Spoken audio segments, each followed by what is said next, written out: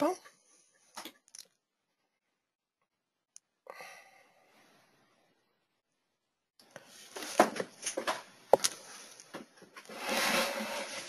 Bonjour tout le monde. Alors, il est 13h30. On va débuter ce séminaire. J'espère que vous êtes tous en forme. Ici, Sylvia Perrault, IMO Succès. Alors, on a un sujet, parlons prix pour mieux inscrire.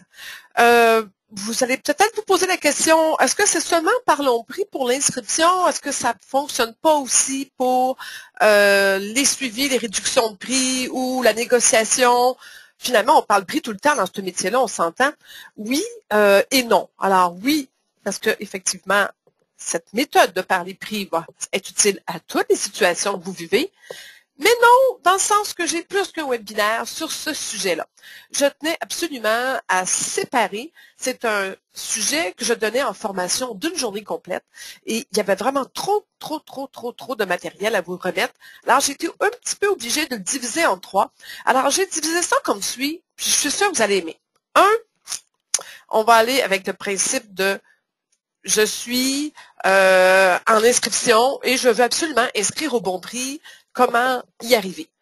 Deuxièmement, je suis en négociation. Comment parler prix et arriver à ce qu'on parle prix sans se faire couper notre rétribution, à ce que l'acheteur soit content, que le vendeur soit content, que bon, parler prix aussi suite aux conditions lorsqu'il y a, par exemple, une condition d'inspection en bâtiment qui tourne un petit peu mal.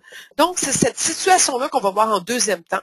En troisième temps, ça fait vraiment parlons prix, comment défendre notre rétribution sur toutes les façons de le faire, car ça restera toujours un sujet quand même assez difficile pour plusieurs courtiers.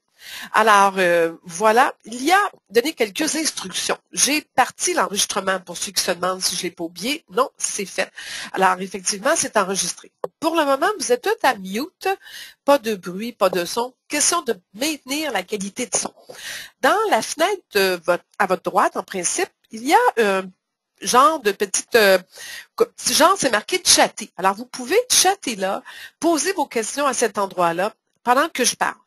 À la fin, je vais ouvrir les lignes. Donc, on va pouvoir mettre les gens, les micros des gens actifs. Et à ce moment-là, vous allez avoir l'opportunité de poser vos questions aussi. Comme j'expliquais, beaucoup de matériel, 1 heure de matériel. Donc, s'il vous plaît, soyez patients, écoutez bien tout. Vous allez peut-être penser que c'est des fois un petit peu pour débutants, mais non, pas tant que ça. Vous allez être surpris des fois, premièrement, des choses que vous dites, ah, je faisais ça, je ne le fais plus. Il y a aussi des choses nouvelles que j'emmène ici. Et ça va peut-être déranger un peu votre façon de voir les choses. Ça va peut-être vous déranger dans vos méthodes ou vos croyances même. Et tout ce que je vous demande, c'est d'avoir beaucoup d'ouverture d'esprit. L'esprit de participation, quand je vous dis, vous pouvez m'écrire même tout de suite comme quoi vous m'entendez bien dans le petit carré pour chatter. Et vous pouvez naturellement garder vos questions en note et poser des questions. Ce webinaire, comme je vous expliquais, est enregistré. L'enregistrement vous sera envoyé par courriel dès qu'on l'aura fait, on l'aura mis en boîte, qu'on l'aura canné, comme mon technicien me dit toujours, et il va vous retourner par courriel. De toute façon, il va être aussi dans le Club Autosuccès. Ceux qui ne connaissent pas le Club Autosuccès, c'est un portal que j'ai où je mets tous mes webinaires, mes téléséminaires, mes livres, mes formations, mes lettres types, des audios, des entrevues radio. Il y a tellement de matériel là-dedans, ça se peut pas. Et pour 47 $ par mois, vous pouvez aller voir. Alors, on va commencer immédiatement avec ce sujet qui est vraiment important. Voilà. Bon, oui. Alors, c'était la publicité, c'était la feuille que j'ai mis pour publiciser ce webinaire-là. C'était dans mon cartable de présentation et dans mon premier aussi document. Ben, après ça, c'était un cartable aussi qu'on recevait sur l'art de présenter à un client. Et ça fait plus de 30 ans que j'ai cette feuille-là. Elle a été naturellement repris. Je sais qu'elle a traîné dans le cartable de Royal Lepage, de la Capitale, de plusieurs agences. Et je pense que c'est correct aussi que vous l'ayez déjà vu avant.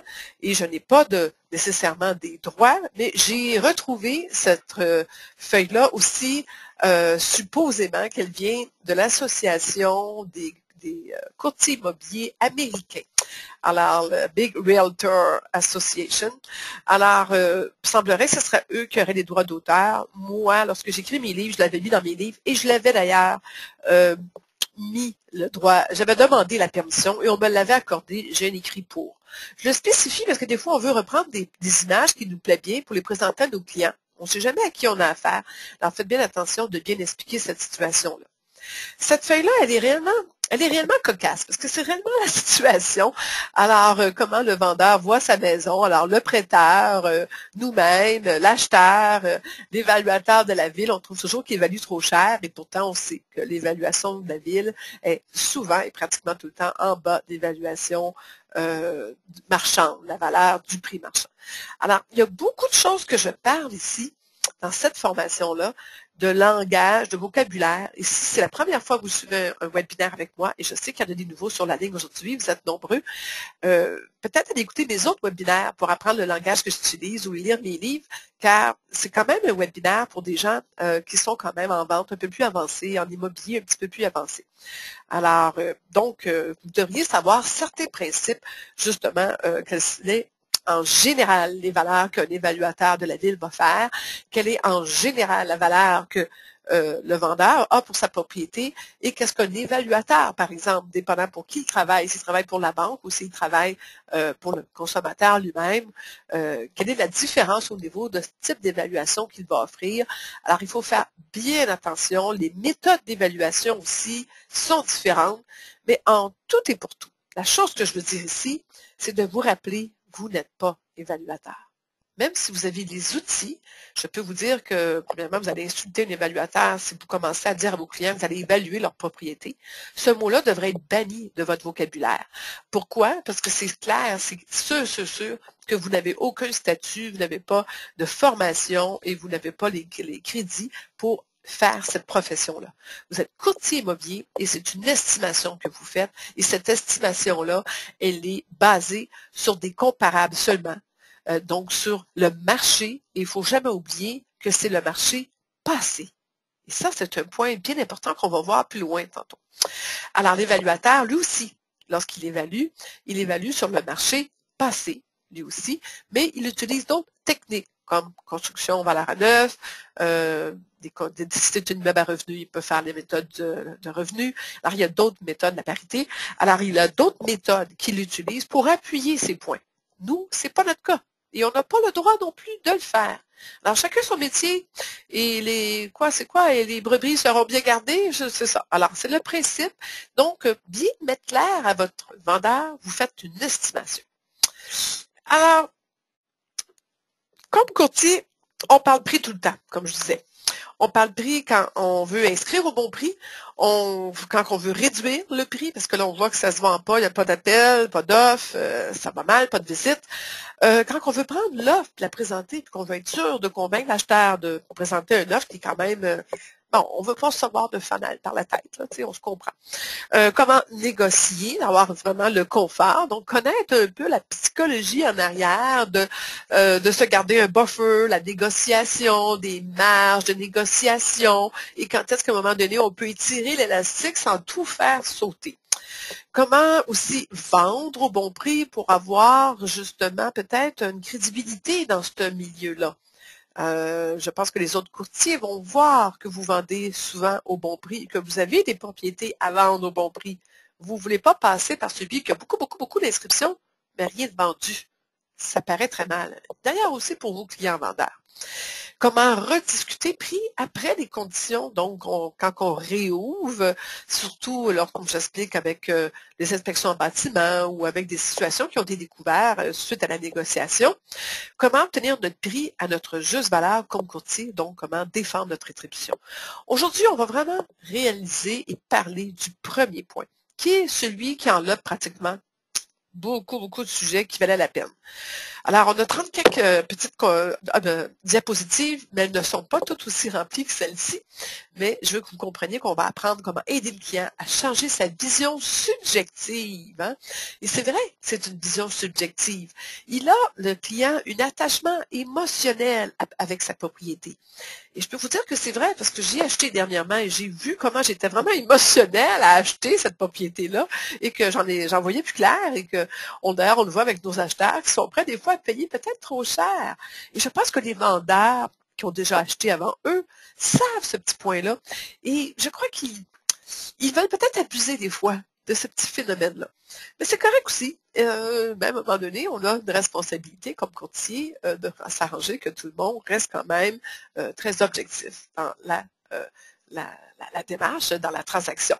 Mais jusqu'à quel point qu'on a le droit de s'en mêler, ça aussi c'est un point qu'on pourrait discuter ensemble aujourd'hui. Comment comprendre et interpréter les motivations du client par rapport à l'établissement du prix qui s'est fixé? On a vu des gens qui ont vendu pas assez cher. D'ailleurs, on en voit sur les sites de vente de particuliers. Des fois, je me dis, il devrait avoir un courtier, lui, il est vraiment mal chaussé. Et des fois, c'est l'inverse. On voit des gens qui sont à vendre depuis toujours, qui vendent beaucoup trop cher, ne veulent pas voir la réalité.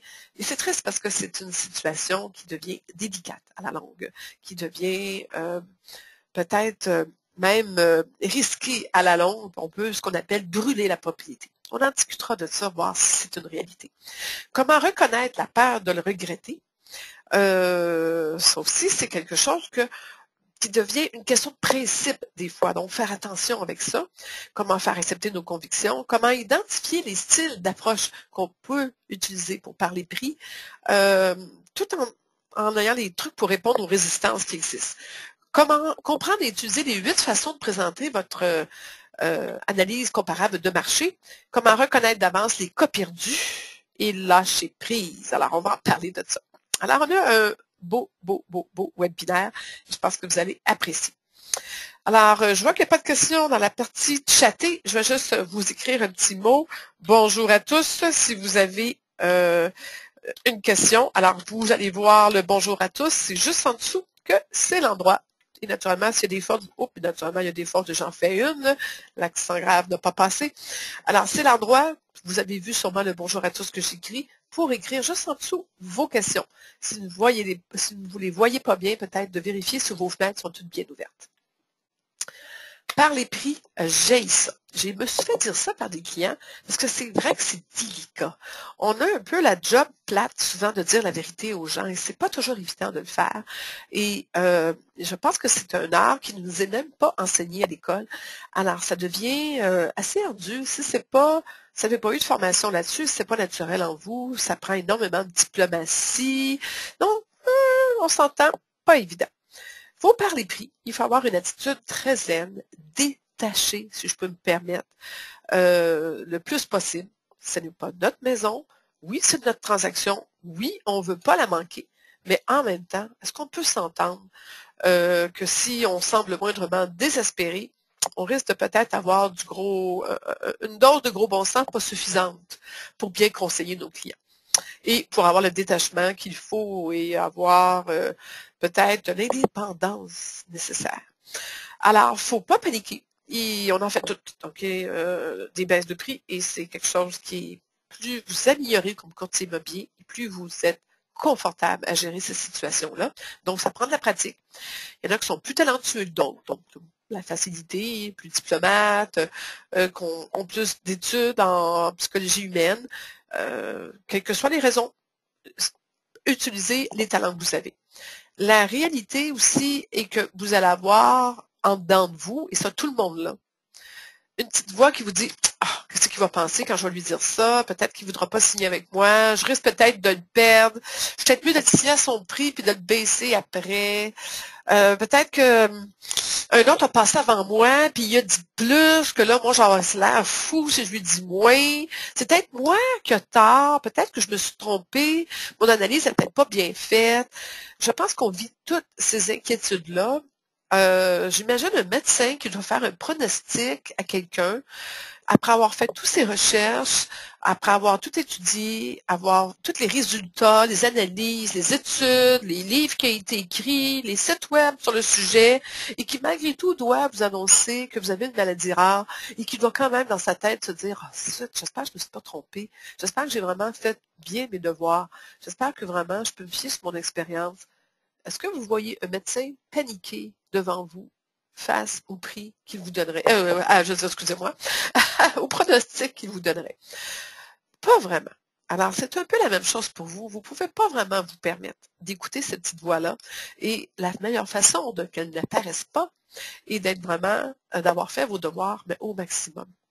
Et plus vos devoirs sont bien faits, et plus vous allez être confiant par rapport à, justement, la capacité que vous avez. D'accord? À bien faire les choses. Donc, on continue. Les bons courtiers, oui, c'est vrai, sont souvent les mieux placés pour connaître la valeur réelle. Parce que vous êtes entre le centre, hein, vous êtes dans le milieu de l'offre et de la demande. Vous êtes vraiment entre l'acheteur qui dit, écoute, moi, là, j'ai tout visité et vraiment, cette propriété-là, elle vaut pas plus cher que ça. On sait qu'il ne veut pas payer cher, mais il faut lui donner raison parce que souvent, vous avez visité avec lui et vous avez vu que la propriété, il demande peut-être un peu cher, le vendeur. Donc, vous avez ce input-là, hein, vous avez ces données-là d'un côté, et vous avez les données du vendeur, puis du marché qui dit, OK, mais tu as peut-être raison, sauf que, bon, celle-là, là, ça de plus, et en plus de ça, c'est la seule. Peut-être qu'ailleurs, dans d'autres quartiers, il n'y en a pas qui valaient ça, mais ici, dans ce quartier-là, elle vaut ça. Alors, vous avez des connaissances d'une part et d'autre. Vous avez aussi l'idée en ce que les vendeurs qui sont irréalistes demandent, et vous avez, en fin de compte, la réalité de ce qui a été acheté dans le récent. Vous avez tout à vos bureaux l'information de la vente qui s'est faite hier soir. Là. Entre confrères, on se parle. Alors, vous avez peut-être, je l'explique, c'est de la vente du passé, mais c'est quand même une vente. Alors, vous êtes vraiment au centre et la personne la mieux placée. La preuve, c'est que les évaluateurs viennent nous voir, nous appellent souvent pour vérifier, pour confirmer. S'ils n'arrivent pas au même prix que nous, des fois, ils nous appellent pour dire, écoute, t'es arrivé comment? Qu'est-ce que tu as d'informations que j'ai pas? Et là, on peut lui donner, regarde, tu as vu ce comparable-là? Peut-être que tu l'as pas dans ton système encore, parce que moi, mon confrère l'a vendu, mais j'ai les preuves et tout que c'est bien vendu. Donc, à ce moment-là, vous avez la preuve que vous êtes définitivement au centre et la meilleure personne pour parler de prix. Alors, gardez cette attitude positive par rapport à ça. Alors, ne pas oublier, quand vous inscrivez une propriété, il y a 3 types de prix.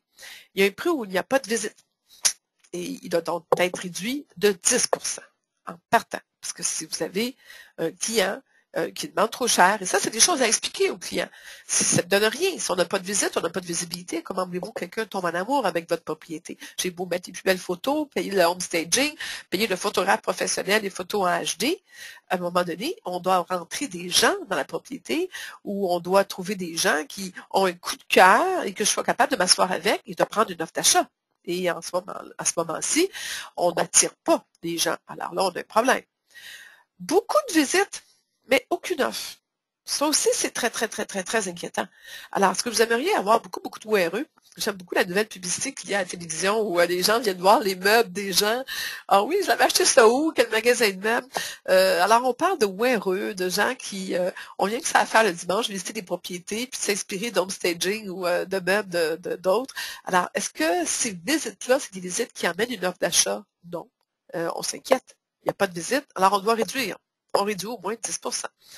Beaucoup de visites, mais aucune offre. Alors, il doit être réduit d'au moins 5%. Parce que là, il faut faire à comprendre, je m'excuse, je recommence, c'est 5% dans ce cas-là. Beaucoup de visites, mais on réduit de 5%. Quand le prix est juste, la maison sera vendue, mais à court terme. À chaque fois que j'ai eu des maisons bien inscrites, elles se sont vendues rapidement. Les propriétés qui restent longtemps sur le marché, ce sont les propriétés trop chères. Et ça, tout le monde le sait. Alors, de faire bien attention, d'expliquer à votre vendeur. Donc, pas de visite, pas d'appel ou pas rien qui se passe. On réduit de 10%, c'est urgent. Beaucoup de visites, mais aucune offre. On est encore trop cher. Il y a quelque chose, ça ne marche pas. Par rapport à notre compétition, on n'est pas dedans. Par rapport à l'offre sur le marché, on n'a pas c'est pas juste d'avoir de bons clients. À un moment donné, le bon client, il est là. Quand il visite, il est là. Je pense qu'un bon client, on le sait, doit avoir un coup de cœur. Oui, il fait décoration, oui, sur le modèle de la maison, mais on s'entend qu'on a des coups de cœur sur le prix aussi, là.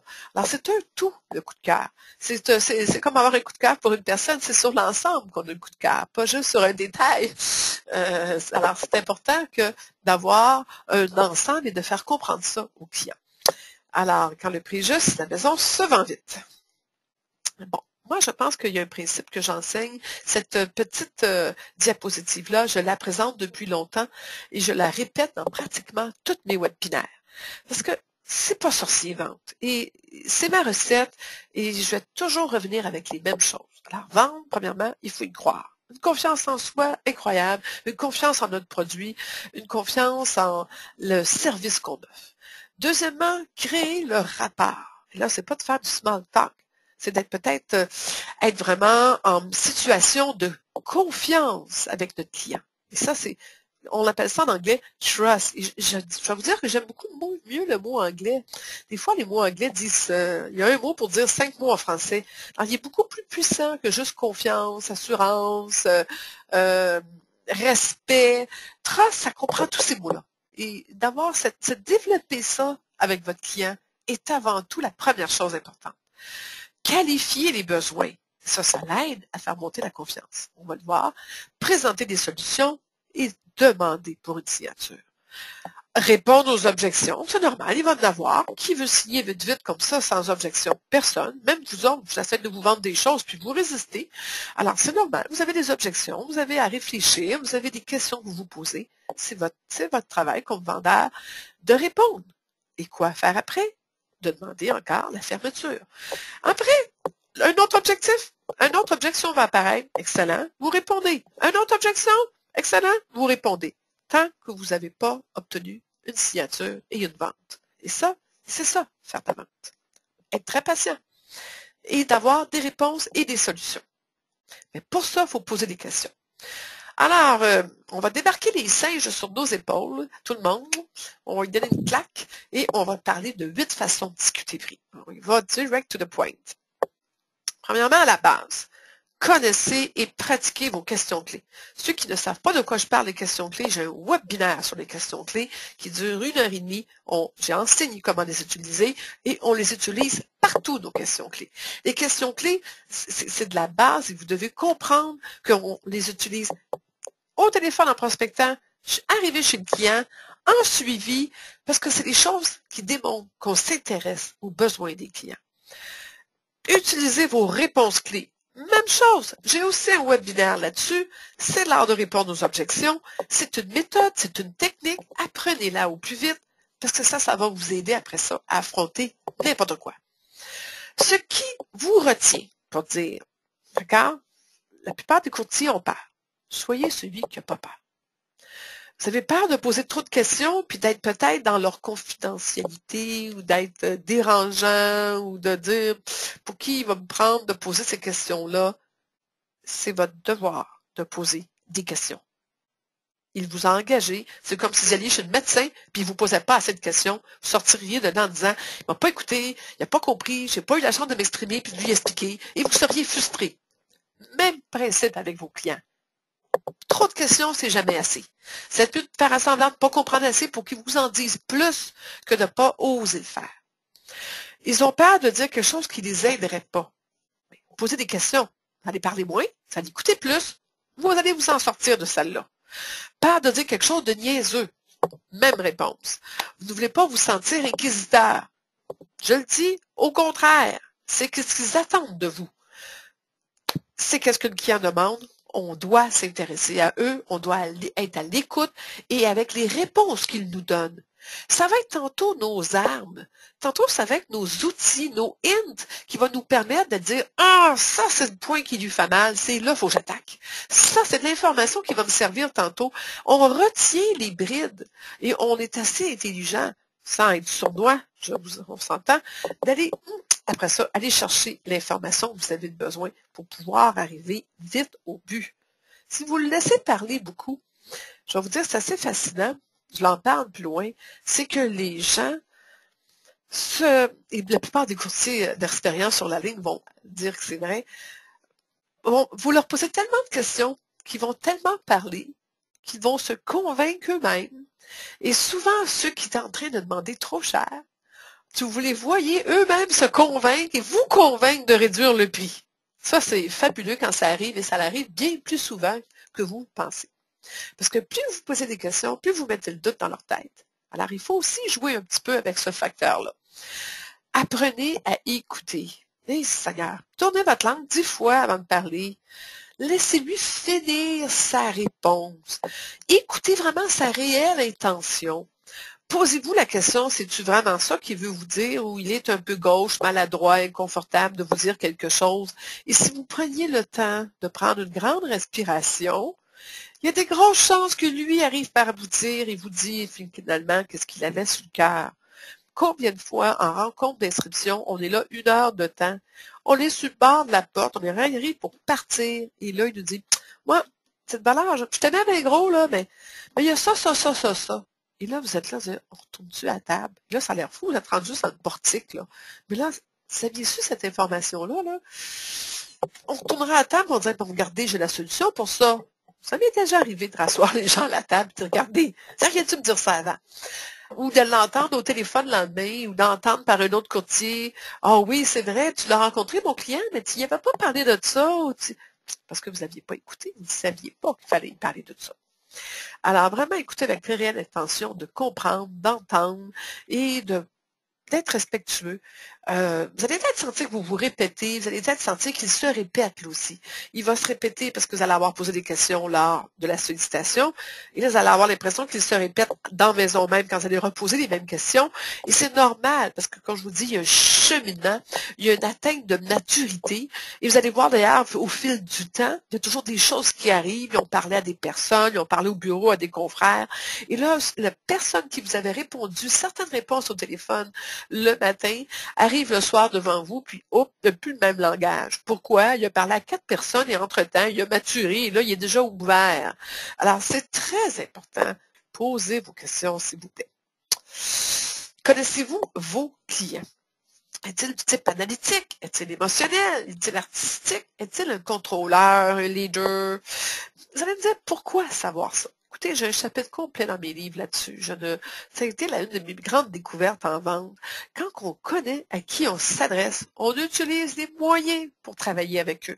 Alors, si c'est un analytique, vous savez maintenant que vous devez avoir des preuves à l'appui, des descriptions très détaillées, des anagrammes, pas des anagrammes, quand on veut dire un mot rapidement, c'est pas le bon que ça, des diagrammes, je veux dire, donc des faits, donc vous devez apporter beaucoup de paperasse, puis étendez ça large sur la table, mettez-en plein la face. Cette personne-là prend sa décision avec ce sentiment-là qu'il a d'avoir cette sécurité-là autour de lui.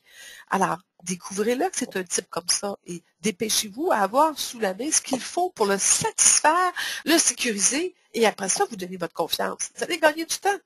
Alors, est-ce que c'est un grand émotionnel? Bon, est-il tellement attaché à sa maison émotionnellement? Il y a du travail à faire, de détachement. Faites-le avec lui, le travail. Alors, faites-lui prendre conscience. Faites-vous aider de l'autre personne. Souvent, on parle d'un couple, qu'il y en a un qui est plus rationnel, qui va brasser l'autre. Mais là, on va dire, regarde, là, c'est plate, c'est vrai, mais on est rendu là, elle est trop grande la maison. Puis, bon, mais il faut aider les gens là-dedans. Il faut aussi comprendre qu'à ce moment-là, on doit travailler avec les outils qu'on a à notre portée pour avec un émotionnel. Un artistique, est-ce qu'une personne qui est artistique a besoin de se faire parler comme les autres? Non. Des superlatifs, sortez-les, c'est beau, c'est merveilleux, c'est extraordinaire. Il y a un artistique, ça carbure au compliment et ça carbure aussi avec tout ce qui est visuel. Alors, des choses visuelles et de faire expliquer, d'aller avec des qualificatifs. Et naturellement, le contrôleur, qui est souvent la personne la plus difficile pour parler prix avec. Lui, il veut prendre la décision. Bon, ben, faites-lui prendre la décision. Bon, il y a des façons de faire ça, il y a des techniques de l'approcher pour que la décision, il pense que c'est lui qui l'a pris. Mais en fin de compte, on lui a fait faire. Alors, préqualifier aussi naturellement, rapidement, les raisons avec les questions, mais quand même, la situation. C'est quoi la vérité? Est-ce qu'il couche dans le sous-sol? Tu sais, un sleeping bag qui traîne en bas, là? C'est important de savoir ce genre d'informations-là. Et si vous avez bâti cette confiance-là, vous devriez avoir cette information-là dès le début. Vous n'avez pas besoin d'une heure de conversation pour savoir ça.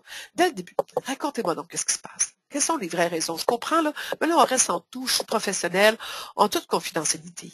Pourquoi vous vendez votre maison? Ça se dit, ça se pose. Et vous allez tomber sur le dos d'avoir les réponses honnêtes. Il faut rendre les gens face à leur vie. Donc, les moyens qu'ils ont, les budgets, emploi, voilà. Faites attention de ne pas tomber non plus dans une trop grande empathie. Ne devenez pas des agents sociaux. Vous êtes là pour rendre un service. Vous êtes des gens d'affaires. Osez demander. Lorsque je vous rencontrerai ce soir, à quel prix pensez-vous inscrire votre maison? Ça aide, ça, quand on fait la sollicitation, de connaître cette réponse-là d'avance. Il va vous dire un chiffre, vous allez faire votre recherche, vous allez voir le gap, ce qu'il a travaillé, et à partir de là, vous allez dire, OK, par où j'attaque? La seule façon de savoir comment attaquer, je répète, on pose des questions. Jusqu'à quel prix, plus bas ou plus haut, allez-vous aller? Qu'arriverait-il si le marché ne répondait pas puis vous ne vendez pas? Êtes-vous capable de supporter? Êtes-vous capable de continuer? Êtes-vous prête à vendre? Si j'avais une offre demain matin, 20 000 de moins que le prix que vous me parlez aujourd'hui, là, allez-vous la regarder? Je n'ai pas dit s'il était pour l'accepter, là, on s'entend, là. J'ai dit, allez-vous la regarder? Vous allez voir les réponses. Écoutez le langage. Regardez le non-verbal. J'ai regardé une vidéo l'autre fois, puis il y avait une dame qui parlait avec ses deux filles qui avaient pris la relève de son entreprise. Et la dame était hyper contente et assurée. Et tu voyais les deux jeunes filles qui se regardaient, qui se lançaient des regards, qui gigotaient sur leur chaise, qui étaient hyper inconfortables. Ça parlait fort. Les filles et la mère ne parlaient pas la même langue. C'était pas drôle, ça, quand on fait une vidéo promotionnelle, comme quoi, oui, mon transfert familial est extraordinaire. Et je m'amuse beaucoup, moi, à regarder le langage non-verbal de mes clients. Je gagne énormément à détecter s'ils disent la vérité, s'ils sont confortables devant l'autre personne, ou s'ils mentent à moi, carrément, à ce qu'on sait qui arrive régulièrement. Quelle marge vous vous étiez gardé? Les gens ont des convictions. Oh, je me suis gardé 25 000 de marge. Ah oui, pourquoi? Peut-être parler quand on veut dire encore un mot, écoute, j'ai de la misère à parler aujourd'hui, quand on veut faire vulgariser et quand on fait vocaliser, je sais pas si c'est le bon mot, qu'on fait parler les gens, on a des drôles de surprises des fois. Et donc, de savoir et de comprendre leur inquiétude. Toujours demander au lieu d'imposer ou d'affirmer. Posez des questions qui vous mettent dans une situation de garder le contrôle. Posez des questions, vous obligez aussi le vendeur à se commettre et à faire la vente à lui-même. Et ça vous peut-être vous utilisez les analogies ou vous savez, j'ai vendu une situation la semaine passée, telle personne pensait comme vous, se sentait comme vous. Donc, le réconforter et lui faire voir que vous n'avez vu d'autres et que sans vous étirer par parler pendant 2 heures, avoir l'empathie nécessaire et les analogies vont lui faire comprendre que c'est normal, ce qu'il ressent, mais que quelque part, il faut qu'il avance maintenant dans son prix. Alors, d'utiliser toutes les méthodes que vous avez. Ne jamais être sur la défensive. Ce n'est pas de votre faute si la propriété ne se vend pas. Ou ce n'est pas de votre faute s'il ne peut pas avoir le prix qu'il veut. Et là, c'est souvent une petite erreur de débutant. C'est le produit, le prix et le marché qui décident. Rien d'autre. Vous n'avez rien à voir. Ce n'est pas vous que vous mettiez 3 000 $, 100 000 $ de publicité sur une propriété qui est trop chère. Elle ne se vendra pas. Donc, vous n'avez pas le choix, de toute façon, et dites-lui la vérité. Alors, ça ne donne rien de mettre 300 tonnes de publicité. S'il n'y a pas d'appel, s'il n'y a pas d'offre, il n'y a rien qui se passe. C'est mort, alors il y a un problème. Et souvent, ils disent, oui, mais là, tu as ta rétribution, il faut que je la rajoute par-dessus. Non, on ne la rajoute pas par-dessus, elle est inclue et vous devez l'absorber comme tous les gens qui ont vendu. Voyez-vous, toutes mes MLS qui sont ici, ce sont toutes des gens qui ont aussi, à ce prix-là, absorbé. Alors, comprenez-vous que c'est important que vous compreniez, monsieur le vendeur, que c'est inclus et que c'est la valeur et que ça fait partie du prix. Et que c'est comme ça pour tous les comparables et toutes les évaluations des professionnels, des évaluateurs professionnels et tous les prix que les banques, que les notaires, que tout le monde qui va passer des prix de propriété dans notre marché à chaque fois, il y avait des frais là-dedans. Des frais d'arpentaire, des frais de notaire, des frais de courtier, des frais de tout le monde. Et chacun va chercher les frais pour le travail qu'il accomplit. Voilà, c'est aussi simple que ça. On ne peut pas dire, ben, non, pas besoin de notaire, je vais prendre un avocat, on va réduire le prix. Non, c'est pas comme ça que ça marche. Je suis capable de faire la job moi-même, on va réduire le prix.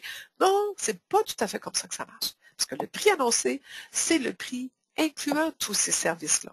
Et on le sait entre vous et moi, là, ceux qui sont sur l'appel aujourd'hui, je pense que vous savez que les acheteurs ont compris ça. Par contre, si elle est à vendre trop cher, aussi, attendez une minute.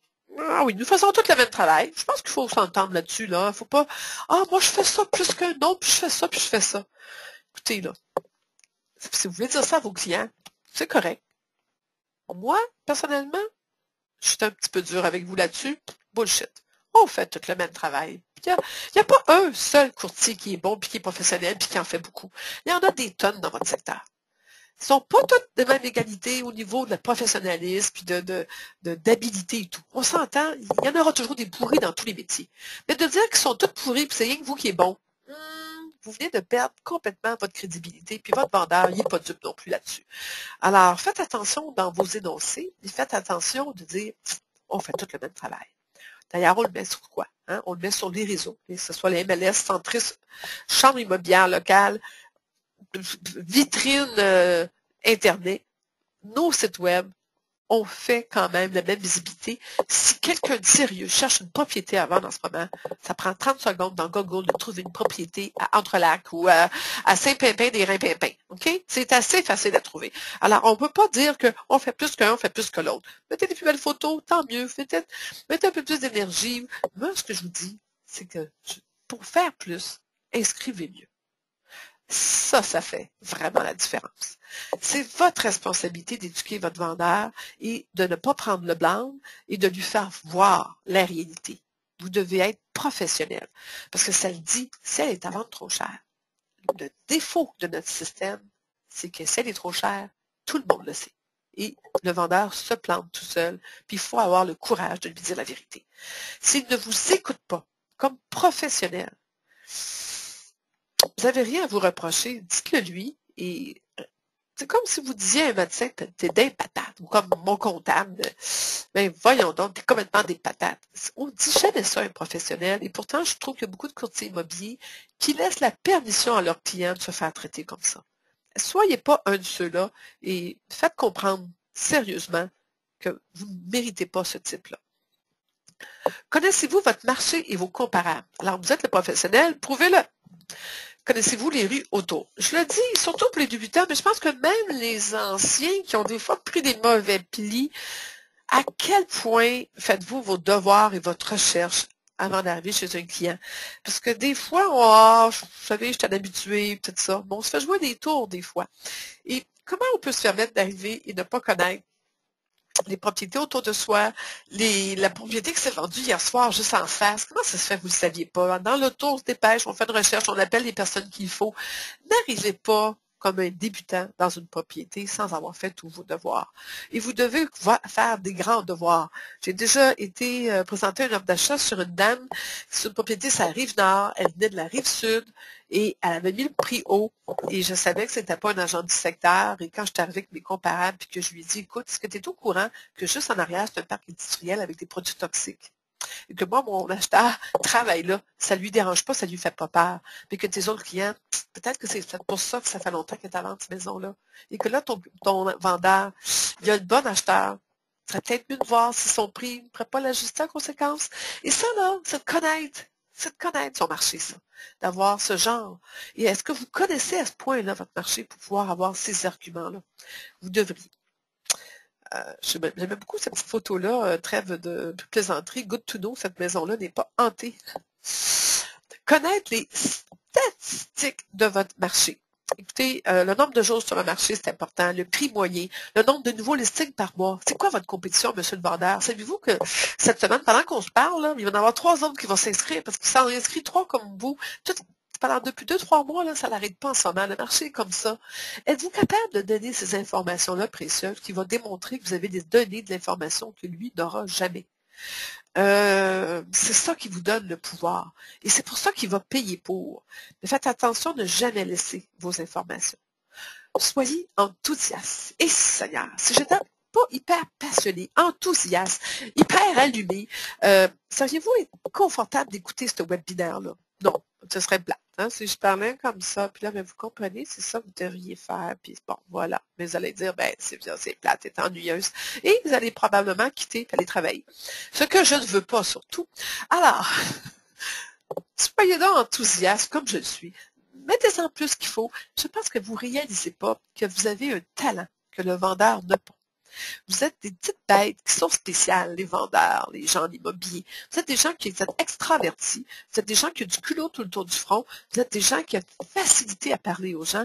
Et ça, tout ça vous met dans une situation enviable pour un vendeur qui est peut-être gêné d'aborder son acheteur. Surtout qu'on s'entend-tu qu'il n'est pas du bon côté de la table. Donc, essayez donc de démontrer l'image positive, le dynamisme que vous avez. Ça va être très gagnant pour avoir votre prix après, parce que la confiance se bâtit. Alors, comment inscrire au bon prix? Puis il y a 5 facteurs importants à considérer. Je regarde là, oh, j'ai tellement de matériel, je vais faire que j'accélère le rythme. J'espère que je ne parle pas trop vite. Des petits mots d'encouragement dans la petite boîte de chatter serait gentil de votre part.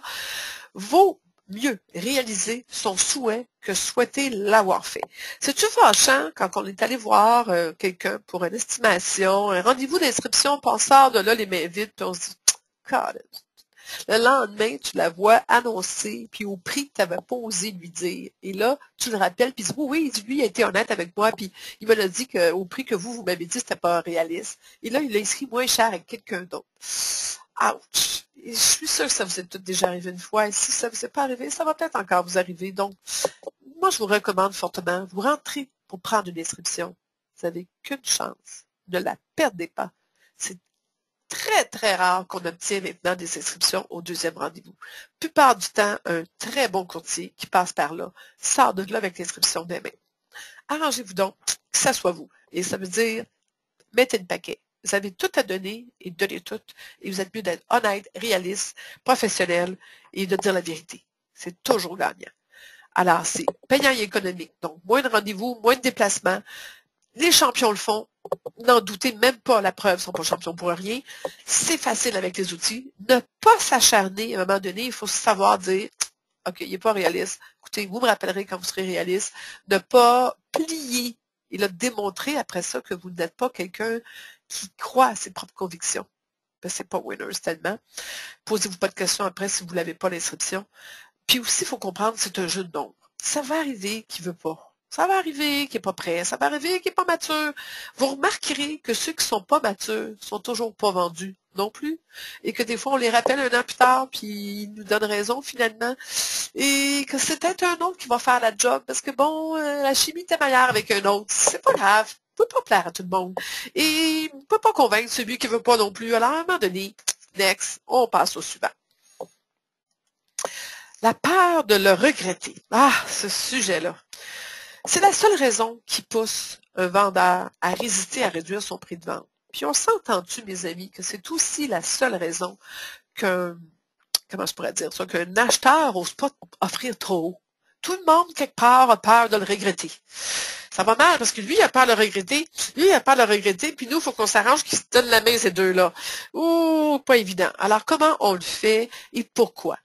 Premièrement, il faut comprendre qu'il a entendu un voisin ou un ami qui a obtenu un meilleur prix, ou il s'est fait à croire, ou il se fie au marché de l'année dernière, ou il écoute trop la TV puis les nouvelles, ou, écoutez, toutes ces raisons sont bonnes.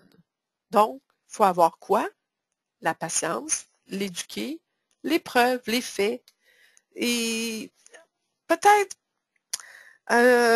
vérifier si le produit qu'il a aussi est compatible avec la prétention de la valeur qu'il lui accorde. Alors, c'est toutes des choses délicates à parler, mais quand il a entendu ça, puis qu'on l'a raisonné avec la raison, habituellement, le monde intelligent comprend vite.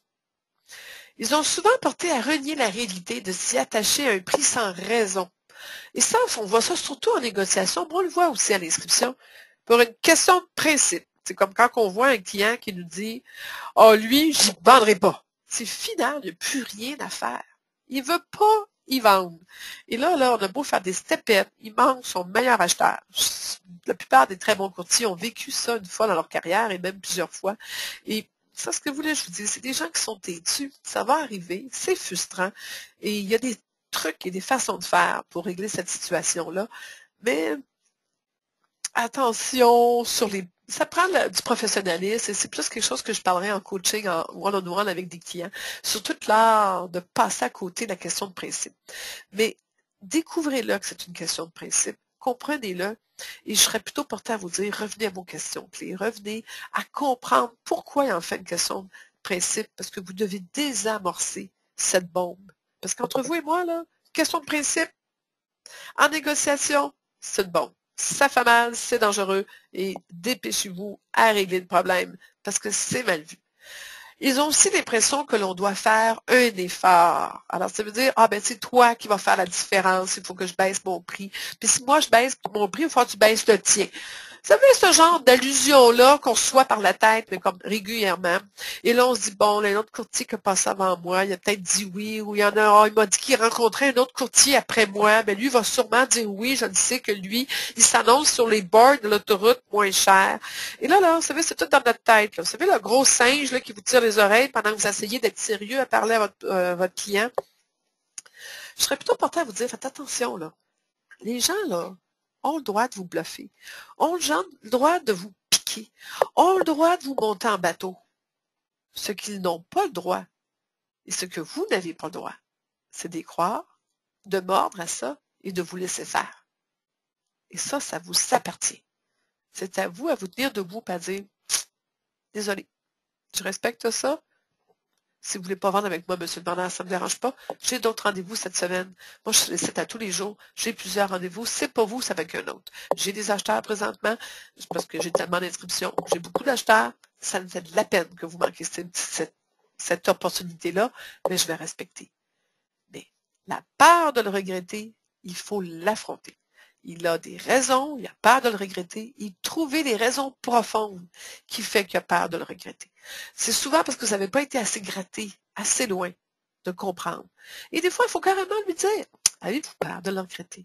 Qu'est-ce qui vous empêche? Qu'est-ce qui vous doute? Qu'est-ce qui vous inquiète à ce point-là? Il faut oser poser la question et l'affronter, cette question-là, et répondre avec solidité, assurance et confiance. Voilà. Écrivez ce qui vous manque, qui vous stresse. On a un petit sondage. On va faire ça rapidement. Voilà. Sondage que je vais immédiatement partir. Est-ce que ça fonctionne? Sélectionner un sondage. Et voilà, j'aimerais rapidement, on va prendre quelques petites secondes, juste question de vous dégourdir. Dites-moi, qu'est-ce qui vous manque? Quelles sont les raisons? Alors, je pense que vous avez devant vous un écran qui voit le sondage. Et le sondage dit, vous devez répondre, cocher, vous avez le choix de plusieurs réponses. Est-ce que c'est les mots qui vous manquent devant une agressivité quelconque ou un entêtement? Est-ce que c'est parce que vous ne savez pas comment quoi dire devant ces arguments? Est-ce que c'est parce que vous ne savez pas comment le dire sans blesser, sans le frustrer, c'est ça. Avez-vous peur qu'il ne vous aime pas ou avez-vous peur de ne pas dire la vérité?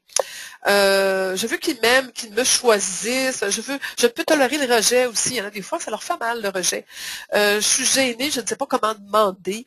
Je risque de le perdre comme client. Alors, quelles sont les raisons? Alors, vous avez juste à cocher une des réponses et immédiatement, vous pouvez en cocher plus qu'une, vous avez le droit. Je vais vous donner immédiatement le résultat. Faites attention, c'est tout à fait anonyme, confidentiel. Et à ce moment-là, on va ensemble, je vais vous donner les résultats et peut-être qu'on ça va être surprenant de voir les résultats et ça va peut-être rassurer les autres de dire, ah oui, je suis pas la seule à penser de même. Donc, est-ce que je vous ai assez rassuré pour que vous ayez mis toutes les réponses? Alors, voilà, je prends une seconde de plus et on ferme ça. Je pense que tout le monde a répondu. Fermé. Écoutez, c'est assez impressionnant. Voilà, je ne sais pas si je suis capable de... Voilà. Alors, 50% de vous autres ont répondu que les mots vous manquent. 25%, je ne sais pas comment le dire sans le blesser. C'est vrai que c'est délicat. 50%, je veux qu'ils m'aiment et qu'ils me choisissent. Et ça, c'est honnête et je vous comprends, moi aussi. 50%, je risque de le perdre comme client. Alors, c'est intéressant de voir que vous comprenez que là, vous avez le choix de plusieurs réponses et il y a plusieurs personnes. C'est pour ça que ça ne fait pas un total de 100%.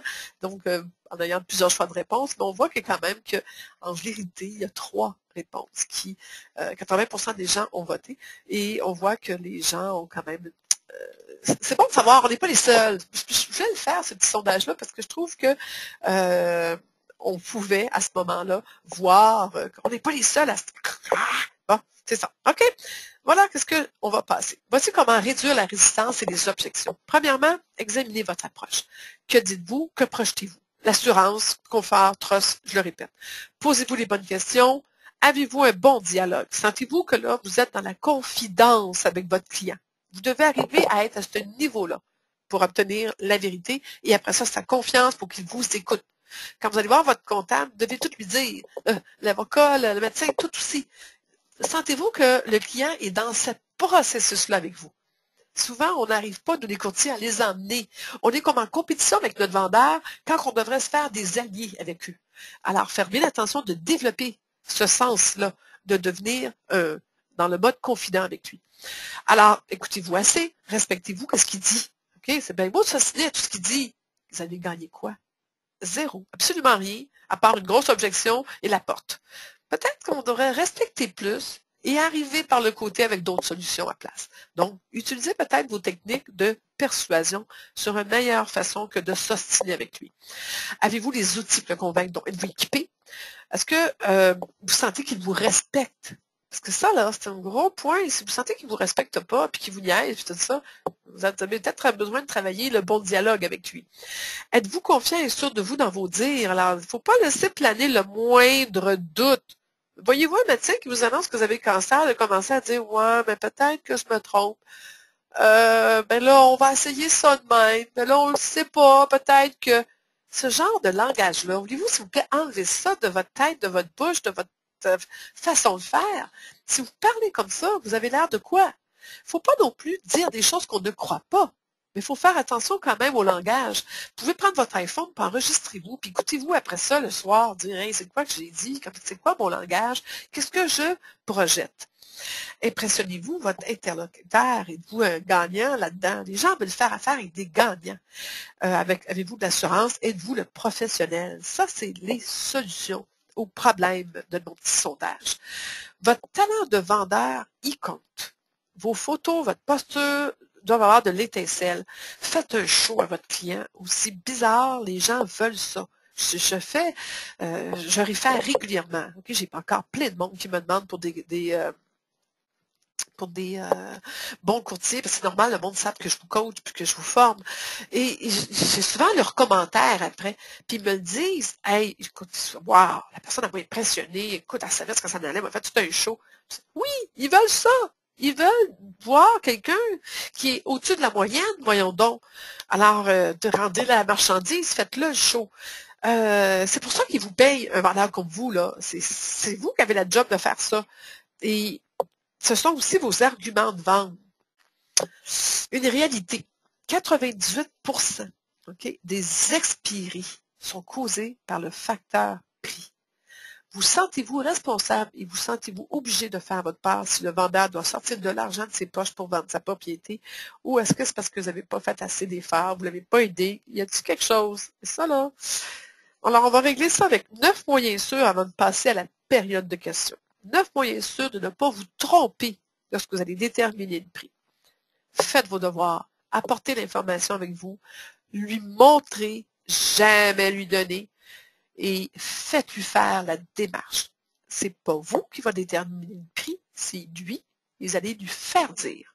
Ça, là, c'est un travail de conférencier, pas un conférencier, pas. Je donne des cours aux conférenciers ces derniers temps, ça paraît. Le travail professionnel d'un courtier immobilier, très, très, très avancé. Il ne se prononce jamais sur le prix, comme ça, il ne reçoit jamais le blanc d'avoir dit qu'il pensait que ça valait ce prix-là. Un bon courtier va le faire dire à son client, va lui faire l'analyse, va le tenir par la main, va lui faire montrer, puis il va dire qu'est-ce que vous en pensez, vous, puis il va lui faire dire avant que lui-même se prononce. Et ça, c'est de l'art. Là, on parle, là, ceux qui sont capables de faire ça, là, vous commencez à gagner mon respect. Parce que à partir du moment où vous allez faire ça, vous n'aurez plus jamais le blâme d'être l'épouvantable qui avait dit que vous n'êtes pas responsable du prix. Le marché l'est. Et là, vous devez lui faire voir le marché, lui faire dire le marché, le faire situer dans le marché. Est-ce qu'il est dans le haut de le marché ou il est dans le bas? Y est-tu compétitif avec ce qu'il y a à vendre? Y est-tu compétitif avec ce qui vient de se vendre? Et est-ce que des propriétés comme lui ont tombé, expiré? Est-ce que c'est très long les ventes? Alors à ce moment-là, si c'est très long, puis il y en a beaucoup d'offres sur le marché, il serait peut-être mieux d'être dans le bas du marché que d'être dans le haut du marché. Donc, comprenez absolument le type de langage que vous devez avoir. Je ne m'étends pas là-dessus trop. Pourquoi? Parce que j'ai fait un webinaire qui s'appelle Comment inscrire et vendre, qui est dans le site de mes webinaires. Vous pouvez l'acheter aussi dans mon site web. Et je parle de la présentation en personne. Comment je présente, comment je parle prix, comment je présente mes comparables. J'ai tout expliqué. J'ai fait une démonstration et j'ai tous mis les outils que vous allez obtenir aussi gratuitement dans ce webinaire-là. Donc, je ne veux pas m'allonger, je ne veux pas faire 2 fois le même webinaire. Alors, on reste dans déterminer le prix, mais la méthode pour le faire, elle existe, elle est dans ce webinaire-là. Allez l'écouter, achetez-le. Expliquez-lui que ce n'est pas vous qui déterminez le prix, mais bien le marché, je l'ai dit, ce sont les acheteurs et les vendeurs qui s'entendent entre eux. C'est qu'est-ce qu'un acheteur veut bien payer avec un vendeur qui veut bien vendre, puis il y a du monde avant lui qui ont passé par là, puis c'est ça. Connaître ses attentes par une bonne préqualification, laissez ensuite le vendeur vous convaincre. Et là, c'est encore, je vous dis, c'est une coche au-dessus. C'est à lui de vous convaincre de ses arguments. Pourquoi sa maison voudrait ça? Prenez des notes. Ça va être aussi vos arguments pour convaincre un acheteur ou un autre courtier. Mais en même temps, vérifiez la solidité de ses convictions. Vérifiez, voir si c'est pas moyen justement de voir s'il est dans les rêves ou dans la réalité. Et si c'est probable que suite à ces bons points, on soit vraiment capable d'obtenir plus. Ou, regardez, les autres propriétés ont d'autres choses de plus qui est comparable. Donc, non, c'est pas un bon point. À vous d'autres choses de me convaincre. À un moment donné, il va t'essouffler de convaincre. Il va falloir qu'il vienne à l'évidence. Alors, naturellement, c'est lui qui fait les comparaisons. Il se vendra le bon prix tout seul. Ayez confiance, il va le faire parce qu'il veut. Il est dans une situation où il veut tellement qu'il fait le job tout seul. Profitez-en, sainte. Demandez-lui quelle valeur ajoutée leur propriété offre-t-elle pour justifier le prix. Hein, ça aussi, c'est des genres de questions. Et quand il est trop cher, plus vous l'attaquez avec des questions de même, et plus il fait comme il patine, là. Il commence à dire, là, puis là, il va vous en donner, à un moment donné, il va s'essouffler, puis il va voir. Impossible.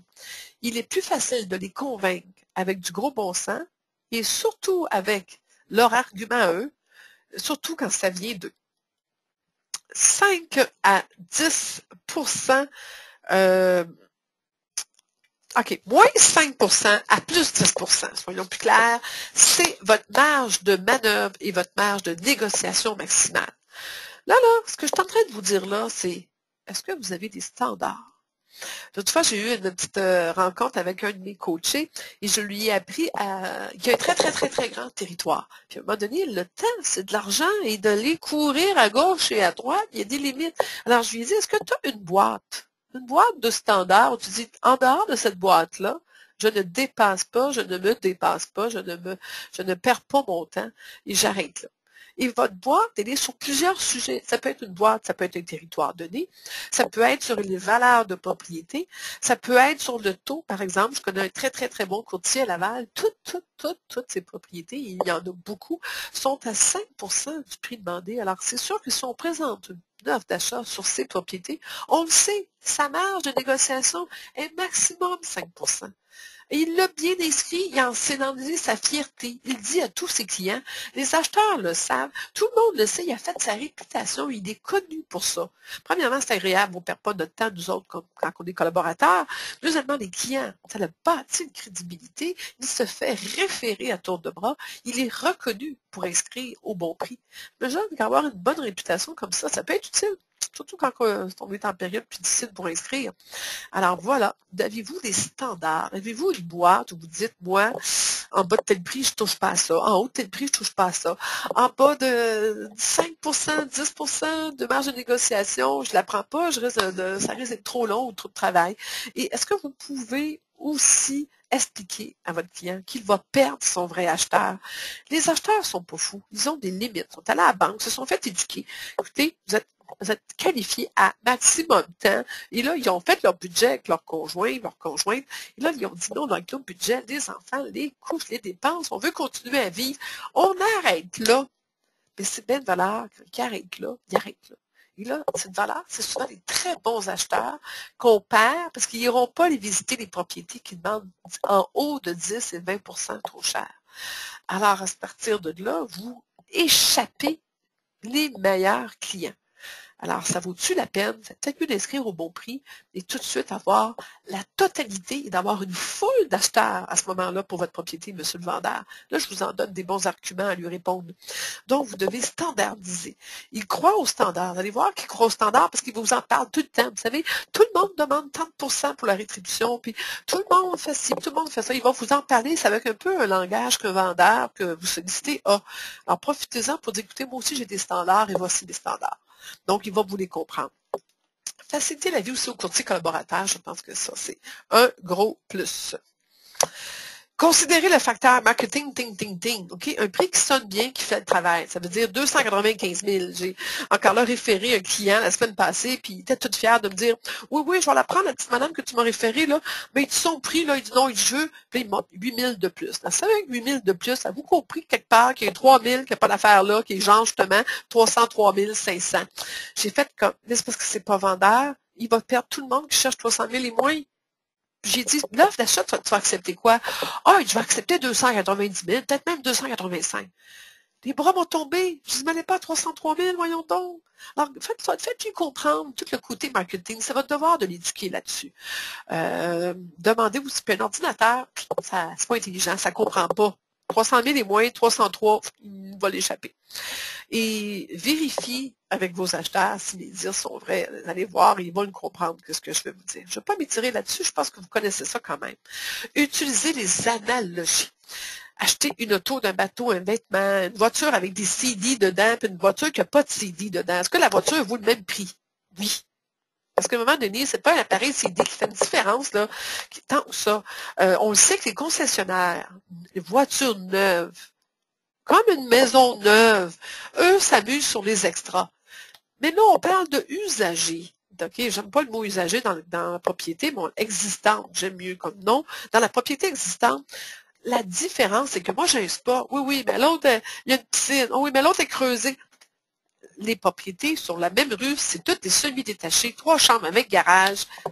Elles valent toutes le même prix. La plus propre, elle va se vendre plus vite. Celle qui a un bonbon de plus va se vendre plus vite. On peut parler des fois d'un 1000 ou deux. Mais la piscine de 25 000 qu'il a mis l'année dernière, la maison ne vaut pas 25 000 de plus. Et ça, c'est dur de leur faire un essai, de leur faire comprendre ça. Et vous avez le devoir de le faire. C'est comme de ne pas dire la vérité. C'est comme si vous allez voir un médecin et qu'il ne vous dit pas la vérité. Ça ne se fait pas.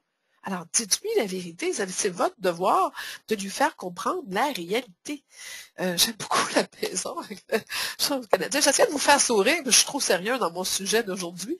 J'espère que vous aimez mes petites images. Alors, il est plus facile et moins direct. Tu sais, ceux qui me disent, j'ai pas les bons mots pour le dire.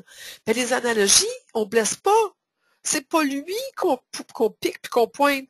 On raconte l'histoire d'un coquin quelque part que c'est arrivé. À ce moment-là, on détache la personne et nous-mêmes en racontant une anecdote. C'est ça, une analogie, carrément. Et là, la personne dit, j'ai jamais dit, il y a ben épais, monsieur. J'ai dit, c'est plate, je comprends, mais il ne faudrait pas non plus faire une erreur comme le monsieur qui a fait ça sur telle rue. Ça me ferait de la peine. Puis vous savez pourquoi ça y est arrivé, puis tout ça. Il y a une façon d'approcher qu'on met des gants blancs jusque-là. Puis même encore, ce que j'ai dit là, je suis même pas sûre que c'est pas même indélicat de dire qu'il ne faudrait pas faire une erreur. En tout cas, faites attention, comprenez ce que je veux dire.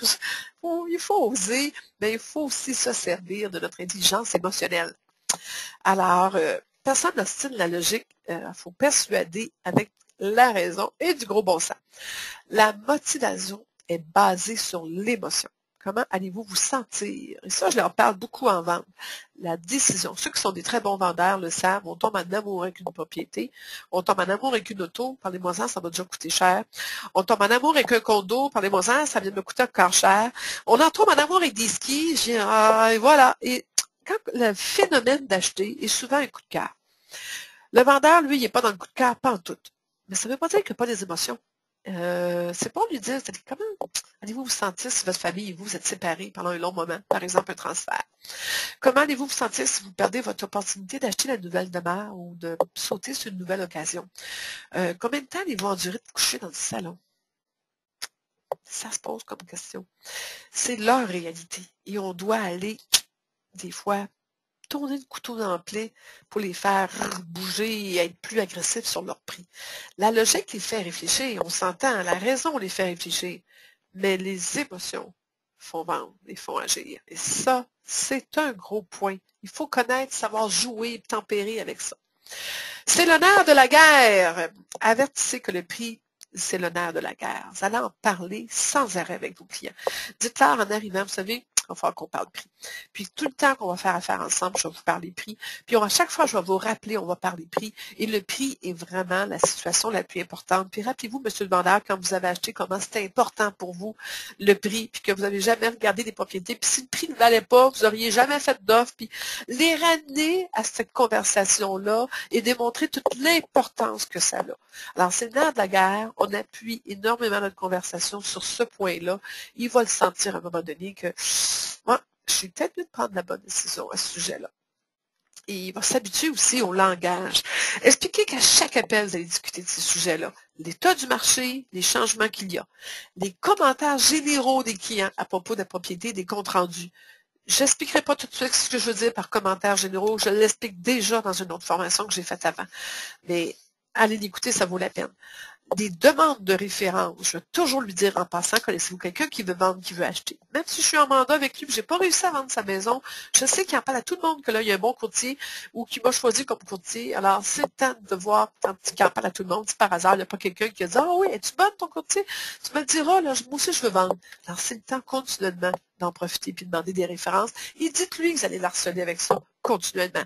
Personne avertie en vaut deux. Et c'est votre job de faire ça. Vous lui expliquez que c'est comme ça que vous avez du succès, parce que vous êtes continuellement à l'affût des opportunités. Et c'est pour ça qu'il veut vous engager comme courtier, parce que vous êtes quelqu'un qui sait se servir des opportunités, puis qui va en profiter pour obtenir l'acheteur qui a besoin de sa propriété. Demandez aussi des discussions sur le homestaging si c'est nécessaire, les ménages, les déplacements de meubles. J'ai déjà fait mettre moi un salon complet dans un cabanon de 6 pieds par 6 pieds. Demandez-moi pas comment j'ai fait ça. Et l'entretien de la maison, il faut en parler. Donc, vraiment, on parle de ça. Mais il y a une chose qui est certaine. On parle de prix, et de prix, et de prix encore. L'argument final est béton. En passant, on passe à la période de questions. Je suis sûre que vous en avez plein. 3 principales raisons qui font en sorte qu'une maison ne se vend pas. L'état de celle-ci, sa situation et le prix. C'est vrai ça? Maintenant, voici la réponse. Monsieur, si c'était monsieur ou madame, si c'était l'état, on peut faire un homestaging ou tout réparer ou tout vider, whatever. L'état, ça s'arrange. Et ça se paye. Mais ça fera augmenter le prix, vous allez avoir des dépenses. Ou on fait réduire le prix, parce qu'on ne veut pas avoir des dépenses. Si c'est la situation, on ne peut pas changer la maison de place. On en revient alors au prix, en considérant sa situation, n'est-ce pas? Si elle est mal foutue, elle est mal placée, il y a un train qui passe dans le cours, et il y en a qui aiment ça, mais il y en a qui n'aiment pas ça, ou c'est toutes des gens, des maisons mal foutues autour, ou c'est la maison, le château en Espagne sur la rue de Montgallo. On ne peut pas changer ça. Alors, il faut qu'on change quoi? Le prix. Et si c'est le prix, alors on n'a qu'une chose à faire. On doit le réduire plus vite, parce que le temps de laisser une maison trop chère coûte énormément cher à tout le monde. À vous, comme courtier, en dépenses, aux clients, en dépenses, troubles, temps perdu, visite pour rien, espoir, whatever.